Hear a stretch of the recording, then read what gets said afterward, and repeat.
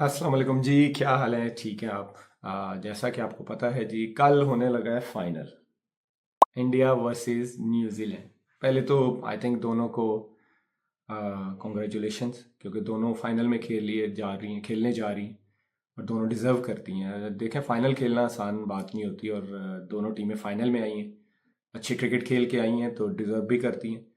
और फाइनल मुझे लगता है कि बहुत तगड़ा होने वाला है। न्यूजीलैंड भी बहुत अच्छा मैच जीती है अगेंस्ट साउथ अफ्रीका।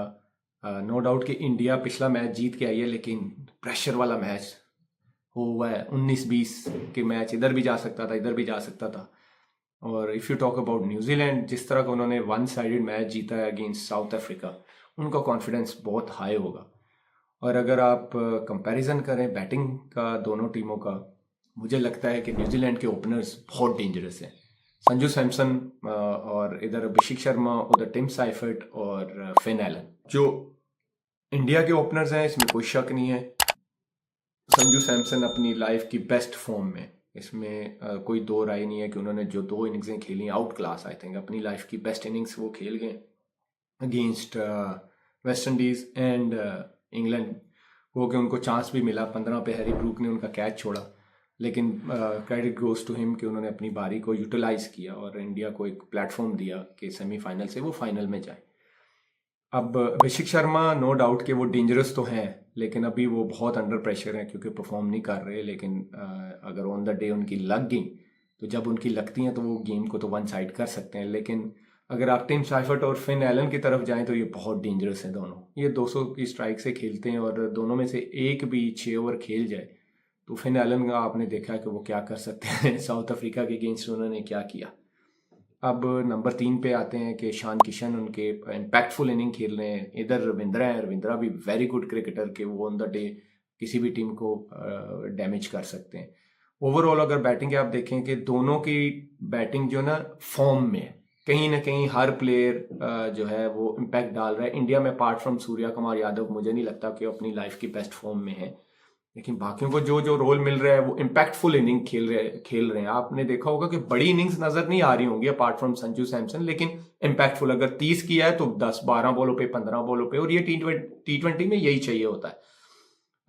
न्यूजीलैंड के जो हैं, आपको पता है फिलिप्स वगैरह ये बहुत डेंजरस हैं, मार्क चैपमैन है, डैरल मिचेल हैं, बहुत तगड़े प्लेयर हैं। स्पिनर्स को भी अच्छा खेलते हैं, फास्ट बॉलर्स को भी अच्छा खेलते हैं। अब अगर आप इनकी बॉलिंग की तरफ आ जाएं और फील्डिंग की तरफ, मुझे लगता है कि न्यूजीलैंड को फील्डिंग में एज होगा।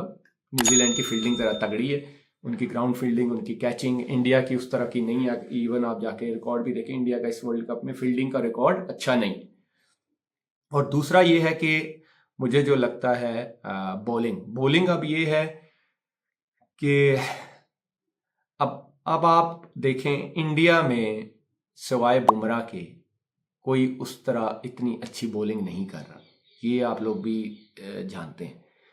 अब अगर आप न्यूजीलैंड की तरफ चले जाएं तो उनके सारे बॉलर्स ना कुछ इम्पैक्ट डाल रहे हैं। इंडिया का वरुण चक्रवर्ती बहुत अच्छे बॉलर हैं, मिस्ट्री बॉलर हैं, फ्लिपर करते हैं, ऑफ ब्रेक करते हैं, गुगली करते हैं, लेकिन वो हर मैच में आप देखें 40+ रन जा रहे हैं, 38-40।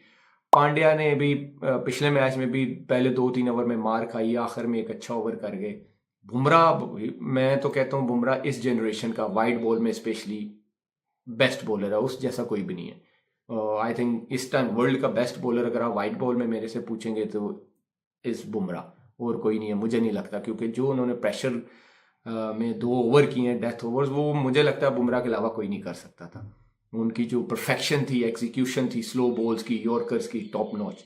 बट अब अगर आप इधर आ जाएं न्यूजीलैंड की तरफ, हेनरी नए बॉल से बहुत अच्छी बॉलिंग कर रहे हैं। फिर उनके जो ऑलराउंडर आए, मुकैनकी के क्या है, मुझे उनका नाम सही नहीं आता, वो हैं। अच्छा, फिर सेंटनर खुद वर्ल्ड क्लास स्पिनर।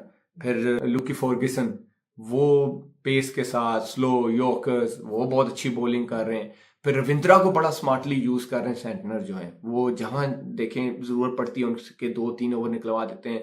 जहां लेफ्टीज आते हैं, फिलिप्स आ जाते हैं, तो बॉलिंग यूनिट मुझे न्यूजीलैंड की जरा तगड़ी लगती है। और ये मुझे नहीं लगता मुंबई जैसा 250 वाला गेम होगा, क्योंकि अहमदाबाद में जो है एक तो पेस और बाउंस भी होता है और स्विंग भी होता है अर्ली ऑन, और मुझे लगता है कि न्यूजीलैंड जो है वो टफ टाइम देगी इंडिया को।